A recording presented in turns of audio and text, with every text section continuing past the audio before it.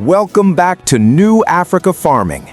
In 2025, Burkina Faso did something that made the entire Western world burst into laughter.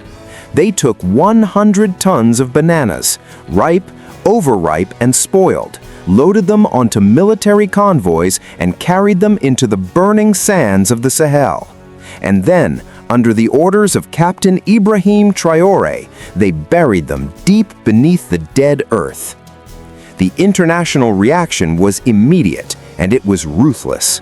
In Paris, newspapers mocked the project with massive headlines reading "Banana Republic." French television anchors smirked, joking that perhaps next the Africans would bury baguettes. Cartoonists sketched ignorant villagers dancing around pits of fruit, worshipping them as if it were some primitive magic.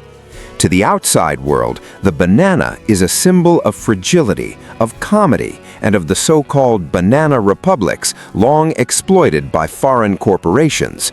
So when Traoré ordered 100 tons to be buried, it perfectly fit their prejudice. A poor African nation doing something completely ridiculous. But the West was wrong, dead wrong. Because in the Sahel, a buried banana is not a joke. It is a vessel of potassium, phosphorus, and carbon. It is a biological weapon against dependency, and it was about to send shockwaves through the multi-billion-dollar European fertilizer industry.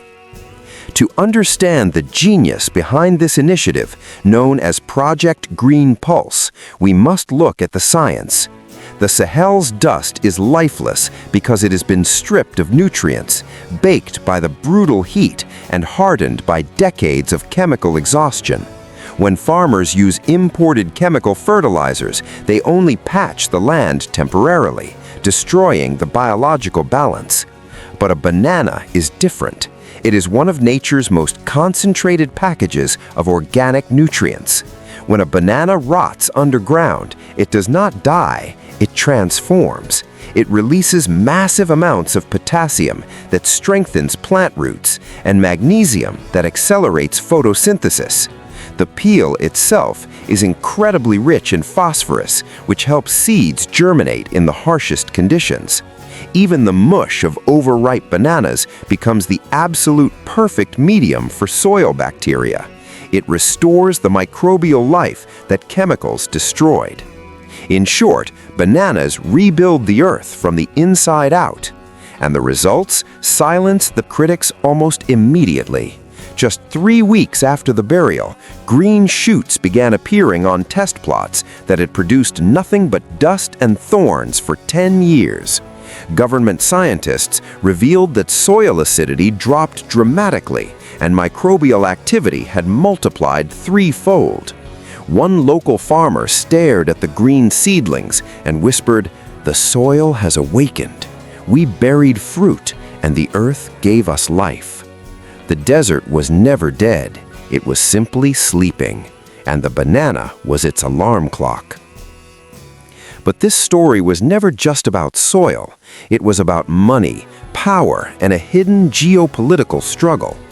Every single year, Burkina Faso spends over $100 million importing chemical fertilizers, heavily tied to conditions set by Western multinational corporations. Every bag of imported fertilizer is a chain of debt.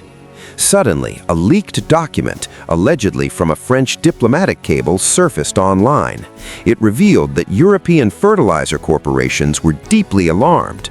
Why? Because if Burkina Faso proved that Africa could slash its dependence on imported chemicals, a multi-billion-dollar market would collapse.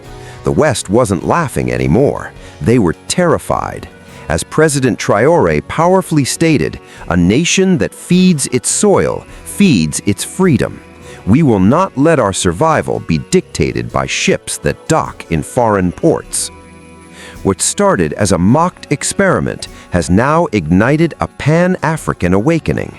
Across the continent, conversations are shifting. In Mali and Niger, delegations are discussing how to replicate this success. In Senegal, radio stations are debating, if Burkina Faso feeds its soil with bananas, can we feed ours with cassava peels or fish waste? Suddenly, everything discarded becomes potential. Everything overlooked becomes a weapon of survival. The banana is no longer a joke. It is a symbol of absolute defiance, proving that African problems can be solved with African resources. For decades, Africans were taught a psychological lie that they could only survive with outside help. But once a farmer sees that waste can become wealth, he will never look at the soil as barren again. Once a child learns that her hands can plant sovereignty, no empire can ever rule her. What do you think about the banana experiment? Is agroecology the ultimate weapon to break Africa's dependence on Western corporations? Let us know your thoughts in the comments below.